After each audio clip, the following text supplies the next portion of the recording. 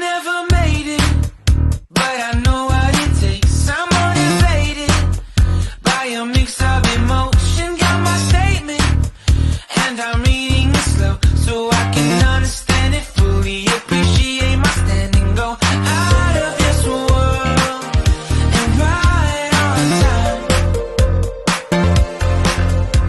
Oh, never in my life have I seen the sky light up like this. I'm far away from Earth and I wanna know if you exist. Mission control, do you read me? Send me my coordinates lately. Mission control, am I drifting? Tie me to someone who will love me, yeah. Wait, I think I'll last a bit longer. Find another reason to breathe this air. Welcome everyone. Welcome everyone. Welcome everyone to another Ref Brandon and the Todd family YouTube video. Wherever you are, whatever you may be doing, thank you so much for making Ref Brandon and the Todd family a part of your day. We always greatly appreciate it. It's a hump day, or as that old commercial on TV used to say, guess what day it is? Guess what day it is? It is a Wednesday, so of course that means it's time for another weekly Top 10 countdown. And like always, up until yesterday, I was indecisive on which Top 10 I was going to do this week. Typically, every week, I always have 3 or 4 in mind, and I always wait to the last minute to decide which one I'm going to do for that week. And then yesterday, I made my decision because of the fact that college football, even though it's not quite time for the regular season, even though the regular season does start next month because of the week 0 we now have in college football. But even though it's not quite regular season time yet, college football right now is still getting all the headlines because of all these teams changing conferences and the possibility of teams changing conferences. And college football is fixing to be the biggest money grab in all of sports, and that's including high school and professional. So all the people who always watched college football and said that the NFL is all about money, you can no longer say that, because now college football is going to be making more money and bringing in more money and dishing out more money than the NFL. So I thought, you know what, with college football getting all this talk now, I'll just do a top 10 countdown about college football.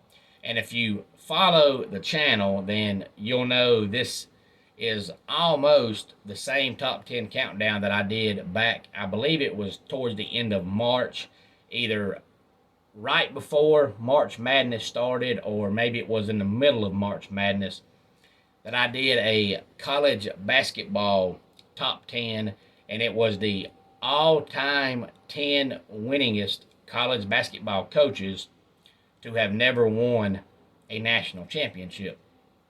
And it was 10 through 1 based strictly on how many wins you had, or have if you're still currently coaching. And this is about the same thing, except for this one is just the 10 best coaches to have never won a college football national championship, and it's not based on how many wins you had or have. It's just how good of a coach you were in these people's opinion. And I know a lot of the top 10 countdowns I've done recently have been based on my personal opinion. This one is not. This one comes to us courtesy of Saturday Blitz, and it is the 10 best college football coaches to never have won a national title. But now this list came out in 2020, but it was still the most up-to-date list that I could find. So the only thing that I did on my end was, after I wrote down Saturday Blitz 10 through 1 list, I got on Google, and for every coach that still coaches, I got his win total up to date, because obviously if you still coach, you've got more wins now than you had 2 years ago. But outside of me writing down their career win totals, the 10 through 1 countdown comes to us from Saturday Blitz. And again, it's the 10 best college football coaches to never have won a national title. As always, any thoughts on this list, please feel free to let me know. Number 10 is a guy that still coaches, and that is Mike Gundy, who of course is the coach at Oklahoma State. He's got 149 wins throughout his coaching career with the Pokes and 69 losses. And all you have to know about Mike Gundy is the fact that before he came to Oklahoma State, they were traditionally terrible. And that's putting it nicely. Oklahoma is usually always good. Oklahoma State was terrible. Now, this past year, they were a double-digit win team. They're typically not that good, but they usually have somewhere between 7 and 9 wins. And before he came, that just hardly ever happened. So that tells you all you got to know about Mike Gundy. They're usually not a top 10 team, but they're typically ranked somewhere between 16 and 22 or 23 almost every single year.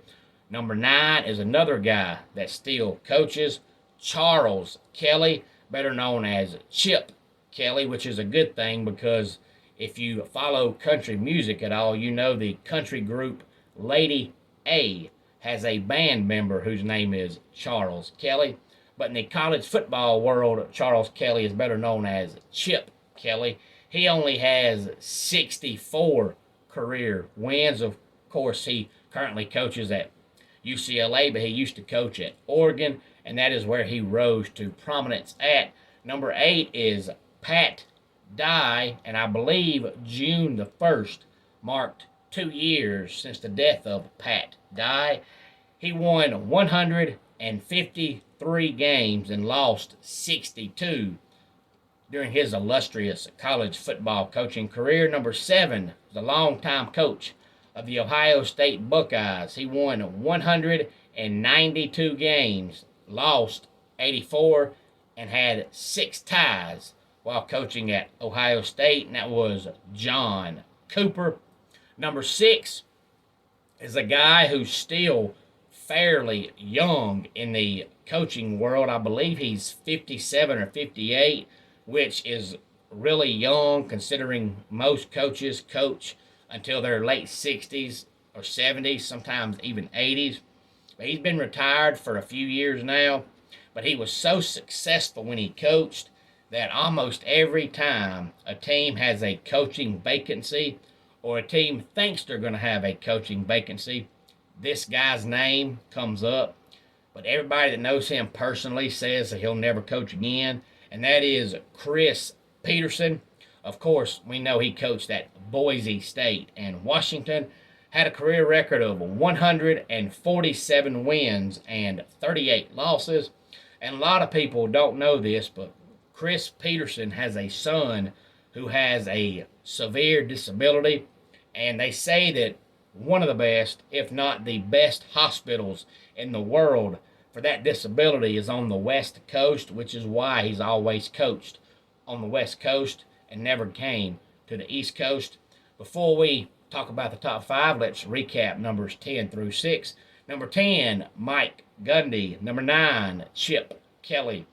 Number 8, Pat Dye. Number 7, John Cooper. And number 6, Chris Petersen.